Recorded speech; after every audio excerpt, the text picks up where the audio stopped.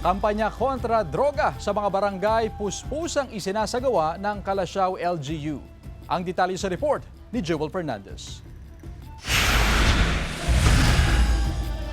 Nagtipon-tipon ang mga barangay official ng Calasiao, Pangasinan sa isinagawang orientation on community-based drug rehabilitation program ng LGU kasama ang DILG at PDEA. Bukod sa kampanya laban sa ilegal na droga, nagkaroon din ng training sa tamang proseso sa pag-maintain ng confidentiality o privacy ng mga sasailalim sa drug rehabilitation program. Layon ng lokal na pamahalaan na maging drug-free ang bayan ng Calasiao.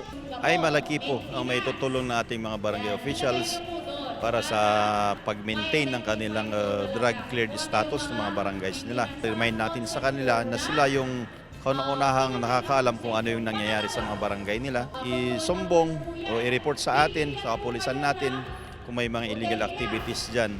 Sumailalim din sa drug test ang lahat ng barangay officials na dumalo sa orientation. Maging example po ang ating mga barangay officials sa kanilang barangay. Pinopromote po talaga ang drug-free na lugar po sa ating bayan po. Panawagan ng barangay officials na itigil na ang paggamit ng droga. Bukas din umano ang kanilang tanggapan para sa kanilang mga kababayang nais magbago.